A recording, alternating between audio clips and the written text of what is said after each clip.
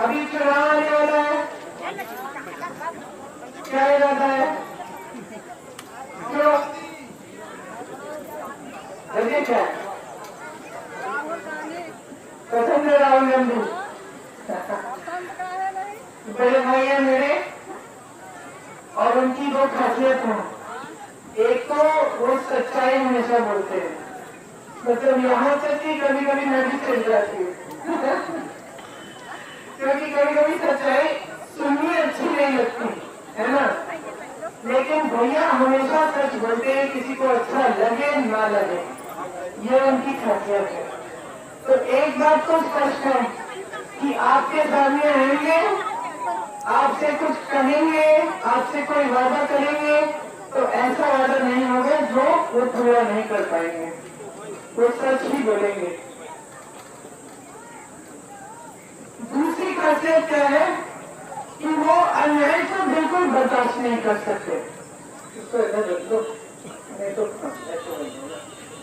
अन्याय को बिल्कुल बर्दाश्त नहीं कर सकते। जब हम छोटे भी थे तो कभी कभी बच्चों में हो जाता है, किसी बच्चे ने किसी और को कुछ कह दिया, अगर उनको लगा कि किसी के साथ अन्याय हो रहा है तो वो एकदम बचपन में भी उसके खिलाफ लड़ लेते, न्याय के पक्ष में लड़ते। तो अब गार्जियन की में है, वो शायद इस देश के इकलौते नेता होंगे जिन्होंने 4000 किलोमीटर पैदल यात्रा की है। 4000 किलोमीटर पैदल यात्रा की है। किस लिए? इस देश को जागरूक बनाने के लिए, ये बताने के लिए कि ये देश एक है, मत भूलो कि सब भाई भाई हो। आपके बीच में फूल फैलाई जा रही है, और इसके अलावा ये यात्रा क्यों की? आप सबकी समस्याओं को सुनने के लिए और समझने के लिए। आज प्रधानमंत्री मोदी जी हैं, आपने कभी मोदी जी के किसी के गरीब के घर जाते हुए देखा है? वाराणसी उनका संसदीय क्षेत्र है। आप वाराणसी के किसी के भी एक वाराणसी के वासी से पूछो, क्या मोदी जी उनके घर गए हैं? क्या मोदी जी ने कभी पूछा है किसान से कि भाई तुम कैसे अपना गुजारा कर रहे हो? इतनी महंगाई हो गई है, खेती से कमा पा रहे हो कि नहीं पूछा है। तो क्या है कि अपनी सत्ता में मग्न है और अहंकार इतना हो गया है, जनता से कट गए हैं। भैया जनता से जुड़े हुए हैं, उनको एक एक चीज मालूम है। मैं उनके साथ बैठती हूँ, अगर खेती किसानी की बात करो तो सब कुछ मालूम है कि आपकी परेशानियां क्या है, कि जीएसटी से सारे जो खेती के सामान है कितने महंगे हो गए हैं, आपका गुजारा नहीं हो रहा है, कि आवारा पशु की कितनी बड़ी समस्या है, यहाँ सरकार ने हल नहीं की है। तो उनको सब कुछ मालूम है कि आप कैसे जी रहे हो, बहनों की क्या समस्याएं हैं। आप आज अगर दुकान जाती हो कुछ खरीदने के लिए, तो इसका अच्छा है कि नहीं की जाती हो, मन में आता है कि चलो 2-4 चीजें अभी नहीं खरीदेंगे, कल अपनी गाड़ी खरीद लेंगे। होता है ना, पैसे पूरे नहीं होते, चाहे कितना भी कमाओ, चाहे कितने भी सदस्य काम कर रहे हैं, चाहे महिलाएं भी मजदूरी कर रहे हैं, पुरुष भी मजदूरी कर रहे हैं, खेती कर रहे हैं, फिर भी पूरी नहीं हो रही है कमाई। क्योंकि सरकार की जो नीतियां हैं, इन नीतियों ने महंगाई को बहुत ज्यादा बढ़ा दिया है।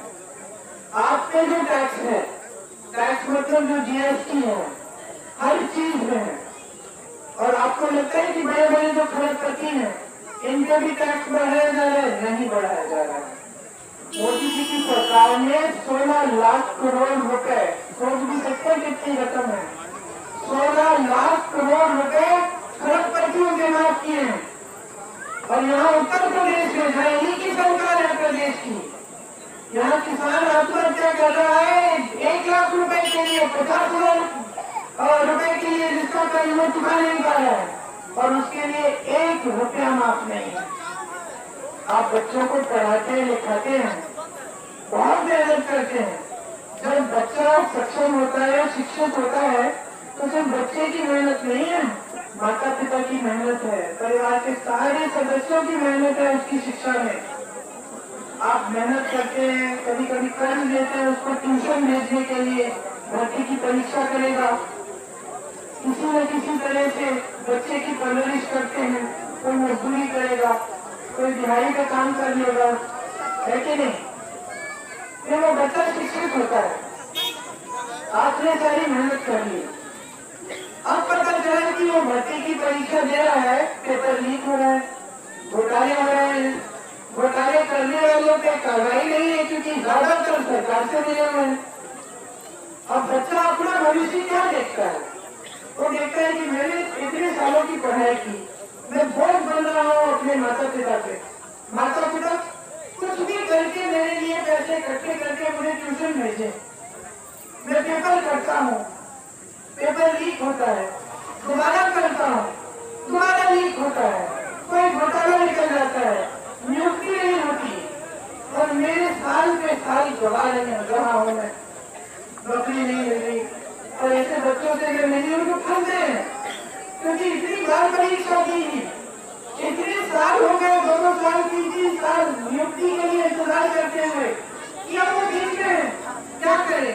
इतने सालों की मेहनत, इतने सालों का जो माँ बाप ने मेहनत की है पढ़ाने के लिए, उसने मेहनत की है परीक्षा देने के लिए, उसको छोड़ दे और कहीं और नौकरी ढूंढे या फिर ठहरे रहे कि उन्हें नियुक्ति होगी, तो फंस जाता है। एक लड़का था 26 साल का हो गया था, मुझे बताया, रो के बताया कि मैं दीदी क्या करूं, मेरे इतने साल चले गए, मेरी तो जवानी ही निकल गई, शादी भी नहीं कर पाया, अभी तक मैं इंतजार कर रहा हूँ कि शायद हो जाएगा, और इंतजार करते करते मेरी पूरी जवानी बीत गई। तो ये परिस्थितियां बनी हुई है। अब अगर मान लो कि आपका बच्चा भर्ती की परीक्षा न दे, एक जमाने में ऐसी नौकरियां होती थी अस्थायी, सरकारी कंपनियों की या फिर सेना में भर्ती होती थी। मैंने यहाँ देखा है यूपी में, जब मैं काम कर रही थी 2-3 सालों के लिए, तो सुबह सुबह देखती थी मैं 3-4 बजे सुबह बच्चे प्रशिक्षण कर रहे हैं, दौड़ लगा रहे हैं, सूरज उगा नहीं है लेकिन गांव के सारे बच्चे एक झुंड बना के दौड़ लगा रहे हैं कि हम सेना में भर्ती होंगे, इस देश के लिए हम शहीद होने के लिए तैयार हैं। मोदी जी ने तय किया, अग्निवीर स्कीम लिया है। अग्निवीर स्कीम क्या है कि सेना में भर्ती हो लेकिन 4 साल के लिए, 4 साल बाद वापिस घर जाओ, फिर से बेरोजगार हो गए, शहीद हो जाओगे तो वो दर्जा ही नहीं मिलेगा जो दूसरे शहीदों को मिल रहा है।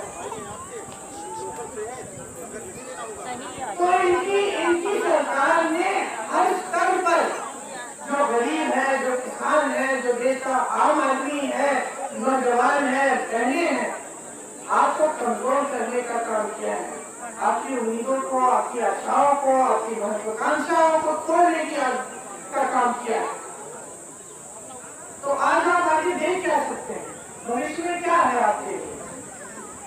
अगर आप जागरूक नहीं बनेंगे, अगर आप ये बात समझेंगे नहीं कि जो सरकार चल रही है, तो धर्म के नाम पर राजनीति हो रही है, वो आपके लिए नुकसानदायक है।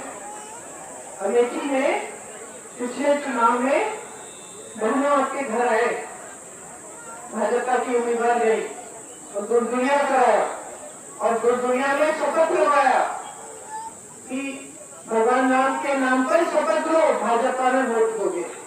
महिलाओं ने लिया और उन्हें कहा भगवान के नाम पे हमने शपथ लिया, हम वोट दे देते हैं। अब कितने चुनाव के लिए ये सिलसिला जारी रहेगा कि जो नेता है ना, उसकी जवाबदेही आपने खत्म कर डाली है। इंदिरा जी यहाँ की सांसद होती थी, इंदिरा जी आपके घर घर आती थी, आपकी जनता में, यहाँ की जनता में इतनी जागरूकता थी कि इंदिरा जी को भी हरा दिया। जब प्रधानमंत्री थी, आपको उनकी एक नीति पसंद नहीं आई, आपने सोचा कि ये गलत है, आपने इंदिरा जी जैसी महान हस्ती को हराया, उनको जवाबदेह बनाया, ताकि उनके मन में ये बात आए कि मुझसे कुछ गलती हो गई है, इसलिए मैं हारी हूँ। इंदिरा जी नाराज नहीं हुई, समझी कि मुझे आत्मचिंतन करना है 3 साल बाद फिर से चुनाव लड़ने आए, आपने दिखाया कितनी जागरूकता है आपने। तो मैं आपसे आग्रह करने आई हूं कि राजनीति और नेताओं की आदत खराब मत करो। मैं कभी कभी आपके घरों में आती हूँ आजकल, तो मैं पूछती हूँ कि भाई पानी आ रहा है, सड़क बन गई है। फिरोजाबाद में गई थी एक महिला के घर, ना पानी था न बिजली, बच्चे पास वाले पाठशाला में जाते थे लेकिन ज्यादातर अध्यापिका नहीं आती थी। वो महिला अपने आप थोड़ा सा कमाने के लिए चूड़ियों को, उस जगह में चूड़ियों का बहुत काम है, कांच की चूड़ियों का, तो वो काम करती थी, थोड़ा बहुत कमा के गुजारा हो जाता था। मैंने पूछा कि आप वोट किसको दोगी, तो मुझे बोलने लगी कि वोट तो दीदी मैं धर्म के आधार पर दूंगी। तो मैंने उससे पूछा, देखो जो तुम्हारे विधायक हैं, उस समय विधायकी का चुनाव था, लेकिन जो तुम्हारे विधायक है वो आते हैं, कहती है नहीं। उन्होंने कहा आते नहीं है, तुम्हारे पास कोई सुविधा नहीं है, जो काम उसको करना है उसने एक काम नहीं किया। आपने कभी सोचा है कि क्यों नहीं कर रहा है ये काम? तो सोचने लगी। फिर मैंने समझाया कि काम इसलिए नहीं कर रहा है क्योंकि उसको मालूम है कि आज उसकी जवाबदेही काम के हिसाब से नहीं है, उसको काम करने की जरूरत नहीं है, क्योंकि वो जानता है कि तुम्हारा वोट तो धर्म के आधार पर मिलेगा। यहाँ आके कोई गुजरिया कर लेगा, कोई प्रार्थना करा के शपथ दिलवा देगा, कोई कह देगा कि राम भगवान के नाम पे वोट दे दो, धर्म संकट में है, और आप वोट दे दोगी, तो काम ही नहीं करेगा। अब आप अगर बच्चे की आदत बिगाड़ो, बच्चा आके कुछ कह दिया, कुछ गलत काम कर दिया, आपने उसको टोका नहीं, तो कैसे रहेगा, है ना? इसी तरह से तो आपको नेता को सिखाना है। नेता गलत कर रहा है, हर चुनाव में जब धर्म के आधार पर नेता आकर प्रचार करता है, जब आपसे वोट भगवान के नाम मांगता है, तो गलत कर रहा है, क्योंकि वो भगवान का नाम अपनी सत्ता को बनाने के लिए इस्तेमाल कर रहा है। अगर वो नेता आपके पास आता, आपके काम करता, विकास के कार्य भी करता, नल लगा देता, पानी आ रहा है, बिजली आ रही है, पाठशाला मजबूत बना दिया, अच्छा बना दिया है, आपके लिए सुविधा दी है, तब अलग बात है। लेकिन सिलसिला जो अब कायम हो गया है पूरे देश में कि नेताओं की जवाबदेही ही नहीं रही, बहुत अहंकार हो गया है कि हमें तो जीतना ही जीतना है धर्म के नाम पे, हम कुछ भी करें, 5 साल मुंह ही नहीं दिखाएंगे, कोई फर्क नहीं पड़ता। तो ये बात जो है, ये राजनीति के लिए, लोकतंत्र के लिए बहुत नुकसानदायक है। अब इन्होंने तो ये भी कह दिया है कि अगर इस बार 400 पार और अगर 400 सीटें इनको मिल जाए तो ये संविधान को भी बदल देंगे। अब इसका क्या मतलब है? यहाँ 103 साल पहले किसानों ने आंदोलन किया, यहाँ ऐसी धरती पे किसानों ने आंदोलन किया अंग्रेजी साम्राज्य के खिलाफ, हमारे लोकतंत्र के लिए लड़ रहे थे, हमारी आजादी के लिए लड़ रहे थे। लोकतंत्र ने हमें संविधान दिया। अब उस संविधान से आपका क्या मतलब मैं बताती हूँ। उस संविधान से सबसे पहले तो आपको वोट का अधिकार मिलता है कि सरकार आपके लिए काम नहीं कर रही है, गलत कर रही है, उसको बदल डालो। संविधान आपको आरक्षण देता है कि जो पिछड़े हैं, जिनको हजारों साल से जिनका शोषण हुआ है, वो आगे बढ़ पाए, उन्हें आरक्षण मिलता है, नौकरियों में मिलता है, हर चीज में ये संविधान देता है। संविधान आपको अधिकार देता है कि भोजन का अधिकार, जिसकी वजह से आपको 5 किलो राशन मिलता है, शिक्षा का अधिकार, जिसकी वजह से सरकार को पाठशालाएं खोलनी पड़ती हैं और उसमें आपके बच्चों की शिक्षा होती है, ये सब कुछ संविधान देता है। बोलने की आजादी, सवाल उठाने की आजादी, शिकायत करने की आजादी, कोई काम हो रहा है जो आपको पसंद नहीं है, जो आपको लगता है आपके लिए फायदेमंद नहीं है, आप आवाज उठा सकते हो। इसको लोकतंत्र बोलते हैं। लोकतंत्र में जो जनता होती है वो सर्वोपरि होती है। नेता सेवक होता है, नेता का धर्म होता है सेवा करना। तो इस पूरे जो लोकतंत्र का जो नींव है, जो आपके पूर्वजों के खून पसीने से डली, उसे बदलने की पूरी साजिश हो रही है आज देश में। आप इस बात को समझ लीजिए। नहीं तो संविधान को बदलने की बात नहीं होती, नहीं तो ऐसी चीजें नहीं हो रही होती जो लोकतंत्र को कमजोर करती हैं। ये मीडिया के सारे साथी हैं जो टीवी पे आपको दिखता है, आज सवाल ही नहीं उठाते, सरकार से पूछते ही नहीं है। हमारे जमाने में जब हमारे पिताजी प्रधानमंत्री थे तो रोज लोग सवाल उठाते थे, कोई बुरा नहीं मानता था, इनको गिरफ्तार करते नहीं थे, कोई इनको डांटते नहीं थे। ये लोकतंत्र था कि ये मीडिया वाले जनता के पक्ष में सवाल उठाएंगे, सरकार जवाब दे। आज ये भी जवाबदेही खत्म हो गई है। तो हर स्तर पर मोदी जी ने अपने आप को सक्षम बनाने का काम किया है, अपने बड़े बड़े खरबपतियों को सक्षम बनाने का काम किया है और जनता को दुर्बल बनाने का काम किया है। कांग्रेस पार्टी कुछ गारंटी लाई है, शायद आपको पत्र बांटे हैं कि नहीं, अगर नहीं बांटे हैं तो बाद के बाद कार्यकर्ता बांटेंगे। इसको न्याय पत्र बोला है हमको, क्योंकि हम समझ रहे हैं कि आपके साथ अन्याय हुआ है पिछले 10 सालों में। आपके जीवन में मुश्किलें बहुत बढ़ गई हैं। ये जो मुश्किलें हैं इनका सामना करने के लिए, इस बढ़ती हुई महंगाई से राहत के लिए हम कुछ गारंटी लाए हैं। उसमें मेरी बहनों, जो हर गरीब परिवार में जो सबसे बड़ी महिला है उसको 1 लाख रुपए सालाना उसके खाते में डाले जाएंगे, ताकि आप कुछ बचत कर पाए, आप भी अपने परिवार के प्रति अगर कुछ करना है, खरीदना है, आप खुद कर पाए। 50% मतलब आधी जो सरकारी नौकरियां हैं वो महिलाओं के लिए रखेंगे। पहले के आरक्षण के तहत तो अगर आपका इतना आरक्षण है उसमें आधी जो नौकरियां हैं वो आप ही की महिलाओं को मिलेगी। इसके अलावा आशा बहु है, आंगनबाड़ी, मिड डे मील वाली जो बहनें हैं उनका मानदेय बढ़ाया जाएगा। जो केंद्र सरकार की तरफ से पैसा आता है उसके लिए उसको हम दुगना करेंगे। किसान भाइयों के लिए जितने भी खेती के सामान है जिन पे आप आज जीएसटी दे रहे हो वो जीएसटी से मुक्त हो जाएंगे, सस्ते हो जाएंगे। आपकी कर्जमाफी के लिए एक स्थायी आयोग बनेगा, एक स्थायी आयोग बनेगा ताकि जब आपको कर्ज आपके माफ कराने हो या आपका संकट है कर्ज की वजह से, तो आप उसको जाके वहाँ आयोग में जाकर माफ करा सकेंगे। ये स्थायी आयोग बनेगा। न्यूनतम समर्थन मूल्य कानून बन जाएगा। कानूनी तौर पर सरकार को आपको अपनी उपज के लिए न्यूनतम समर्थन मूल्य देना ही पड़ेगा।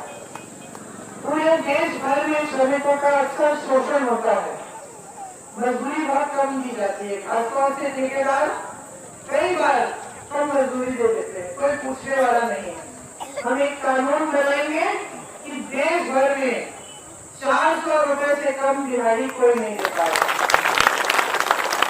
पेपर लीक की बात की, हम पेपर लीक के लिए एक कानून बनाएंगे, बहुत सख्ती से कार्रवाई होगी अगर पेपर लीक हो गए। और एक जॉब कैलेंडर आएगा जिसमें नियुक्ति का दिन, पेपर का दिन, रिजल्ट का दिन सब पहले से तय होगा। अगर कोई अधिकारी इधर से उधर करने की कोशिश करे तो उस पर सख्त से सख्त कार्रवाई हो। स्नातक पास बच्चों के लिए एक प्रोग्राम लाएंगे जिसको अप्रेंटिसशिप प्रोग्राम कहते हैं। उसमें स्नातक पास बच्चों को एक ऐसा रोजगार मिलेगा जिससे वो सीख भी पाए। जब तक उनका स्थायी रोजगार नहीं मिलता तब तक वो 1 साल 1 लाख रुपए सालाना कमा भी पाए। 50,000 करोड़ रुपए का फंड बनेगा जिससे अगर कोई रोजगार अपना छोटा कारोबार शुरू करना चाहे, क्योंकि हम चाहते हैं कि छोटे और मध्यम जो कारोबार है वो खूब मजबूत हो देश में। मैन्युफैक्चरिंग के यूनिट खूब सारे बने जिसमें चीजें बनती हैं, ताकि क्योंकि उनसे सबसे ज्यादा रोजगार मिलता है। तो हम 5,000 करोड़ रुपए का फंड रखें नौजवान अगर कुछ अपना बिजनेस शुरू करना चाहे तो उसको सुविधा हो जाए इस फंडिंग पैसों से। तो इसके अलावा बहुत सारी ऐसी स्कीम है जो हम आपकी भलाई के लिए लाना चाहते हैं और आपको मजबूत बनाने के लिए, आपको आगे बढ़ाने के लिए लाना चाहते हैं। तो आप मेरे भाई को भारी से भारी बहुमत से झुकाइए। पोलिंग के दिन जरूर दवाई आइए, बहनी खासतौर से भैया को झुकाएंगे तो आपको एक ऐसे शासन मिलेंगे जो दिन रात एक करके आपके लिए काम करेंगे। ये जो मशीन है ना, ऊपर खड़े को, ये मशीन है ना, तीसरे खाने में जो बटन है वो दबाना है भैया के लिए। जब आप बटन दबाओगे ना तो ध्यान से देखना, पर्चा निकलता है। अगर आपने पंजा का बटन दबाया तो पर्चे पे भी पंजा आना चाहिए। ये आप ध्यान से देखिए कि पर्चे पे कोई और कमान या कुछ और ना है, उस पर भी पंजा होना चाहिए।